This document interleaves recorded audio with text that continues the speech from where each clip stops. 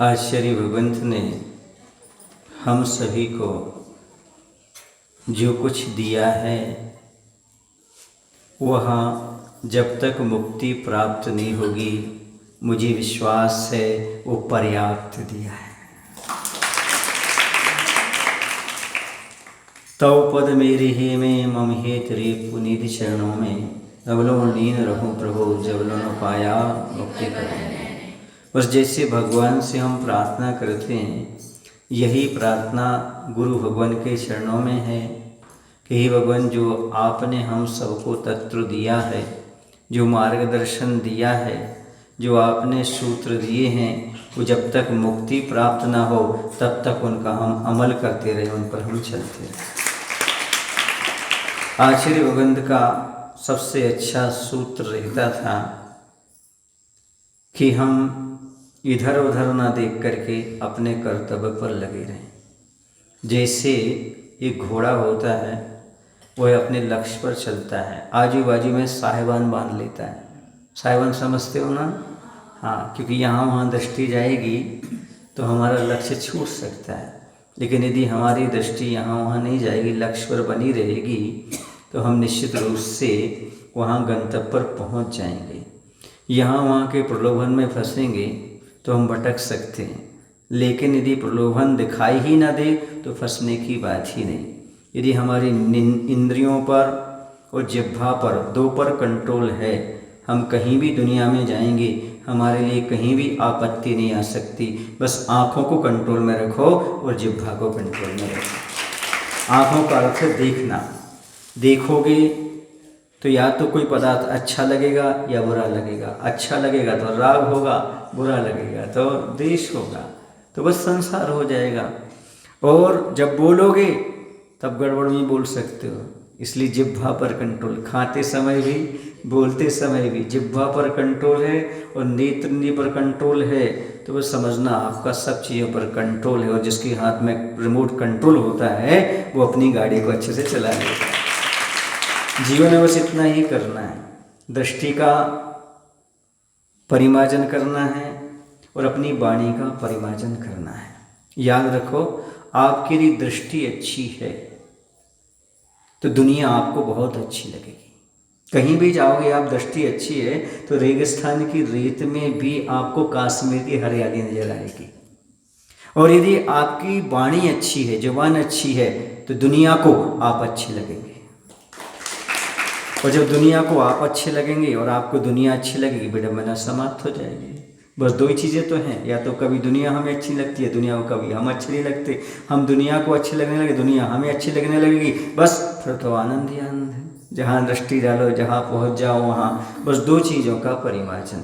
यदि हमारे लिए दुनिया अच्छी लगे ऐसा कोई विचार करना है तो दृष्टि का परिमार्जन करना है। और दुनिया हमें अच्छी लगे उसके लिए क्या करना है? मात्र हमें वाणी पर ध्यान देना है। हम पानी छान कर पीते हैं, 3 परत के छन्ने से छानते हैं, वैसे आचार्य ने वाणी को भी 3 परत का छन्ना दिया, हित, मित और प्रिय। यदि उसे हम छान करके बोलेंगे तो निश्चित रूप से अपना जीवन अच्छा बनेगा। और अभी जो इतने समय तक आप बैठे रहे, आपकी जुबान पर मात्र गुरु का नाम रहा, ये वाणी आपकी जहाँ भी रहेगी वो सराहनीय रहेगी। क्योंकि हर किसी की डायरी लिखने का काम करती है, हर किसी की वाणी बोलने का काम करती है, पर सच्चे भक्त की जब भी जुबान और डायरी खुलती है तो अपने गुरु को प्रणाम करती है। वही डायरी, वही जुबान सार्थक है जिसमें अपने प्रभु गुरु उपकारी का नाम निकलता हो। बाकी तो वाणी आती जाती रहती है, निकलती रहती है। समझ आ रहा है ना? तो जिनके मुख से हमेशा प्रभु और गुरु का नाम निकलता है वह दुनिया में कहीं भी चला जाए, उसे कहीं परेशानी दिक्कत नहीं होती है। चाहे वो तमिलनाडु चला जाए, चाहे कर्नाटक चला जाए, चाहे मध्य प्रदेश चला जाए, कहीं चला जाए, सब व्यवस्थाएं उसकी बनती रहती हैं। क्योंकि सच्चा शिष्य वो होता है जो अपनी नैया गुरु के हाथ थाम देता है, और सच्चा गुरु वो होता है जो भक्त की नैया को पार लगा देता है। तो निश्चित है और नैया पार लगेगी। जो कुछ गुरु महाराज ने दिया है वही मैं आपको बता रहा हूँ। मैं तो गुरु का दिया हूँ जो जल रहा हूँ। मैं तो गुरु का दिया हूँ जो जल रहा हूँ और सारे सदलगा में रोशनी कर रहा हूँ। ये सब गुरु का दिया है, मेरा कुछ नहीं है। जब मैं ही गुरु का हूँ तो मेरा जो कुछ है सब गुरु का है। बस इतना ध्यान रखना, दुनिया में कहीं भी जाओ कहीं असफल नहीं होगे। और बच्चों एक बात ध्यान रखना, सदाचार का ध्यान रखना।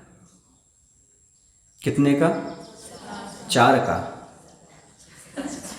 कितने का ध्यान रखना? सदाचार का ध्यान रखना। सदाचार तो अपने आप आ जाएगा। जहाँ 4 का ध्यान रहेगा ना, वहाँ सदाचार आए बिना रह नहीं सकता। कौन से 4? प्रभु, गुरु, माता पिता, इन 4 का ध्यान रखना। और जहाँ इन 4 का ध्यान आएगा वहाँ आपके जीवन में सदाचार अपने आप आ जाएगा। जहाँ आपको प्रभु स्मृति में रहेंगे, जहाँ आपको गुरु स्मृति में रहेंगे, जहाँ माता पिता स्मृति में रहेंगे, वहाँ तुम गलत आचरण कर ही नहीं सकते, गलत आचरण आएगा ही नहीं। इसलिए सदाचार का ध्यान रखना, हमेशा सदाचार अपने जीवन में बने रहे। कुछ नहीं करना, दुनिया में कहीं भी जाना, कुछ भी जाना, अपने माता पिता का स्वाभिमान, अपने गुरु प्रभु का स्वाभिमान, उनका व्यक्तित्व जीवित रखना। कहीं भी जाओ, कैसे भी जाओ, आपका सदाचार धूमिल नहीं होगा। और जहाँ सदाचार रहेगा वहाँ पर आपकी जयकार होगी और गुरु का नाम भी ऊंचा होगा, उनका परचम भी लहराता रहेगा।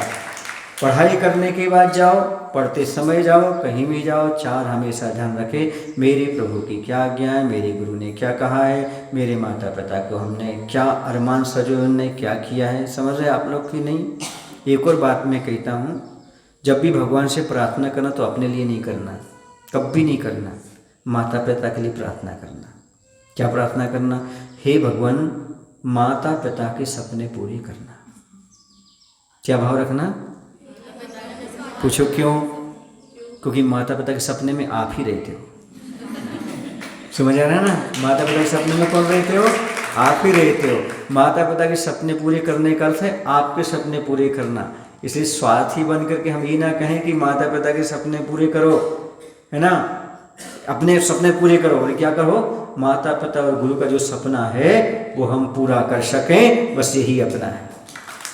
इसका माता पिता गुरु का सपना, समझ रहे ना? ये मत समझो आचसी चले गए, नहीं, आचसी हमारे पास है। कहाँ है? हमारे श्वास में, हमारे विश्वास में है, क्योंकि जिसके पास विश्वास है गुरु उसके पास है। भौतिक दूरी नहीं होती, भावनात्मक दूरी भावनात्मक होती है। समझ रहे? जिसके भाव अच्छे हैं वो पास में। एक बार किसी ने आचार्य से पूछा था, आचार्य इतने माता जी महाराज जी आपको याद करते हैं, आपके हाथ नहीं खुजलाते, हिचकी नहीं आती, पैर नहीं खुजलाते? तो आचार्य ने कहा, अच्छा एग्जाम्पल दिया आचार्य ने, देखो किसी घर के बाजू में खंबा लगा है, क्या लगा है? बिजली का खंबा, और कनेक्शन नहीं है, तो क्या लाइट आएगी? और बहुत दूर भी खंबा है, लेकिन कनेक्शन है तो लाइट आएगी। दूर और पास रहने से नहीं होता, भावनात्मक जुड़ाव अपने आप में महत्वपूर्ण होता है।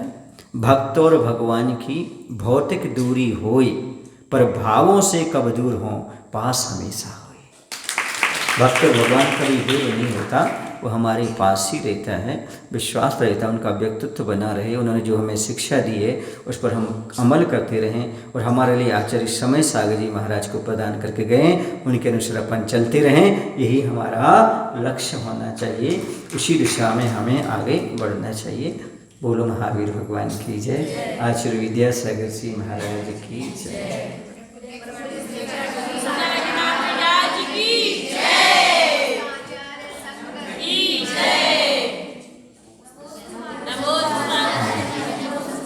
आशीर्वाद।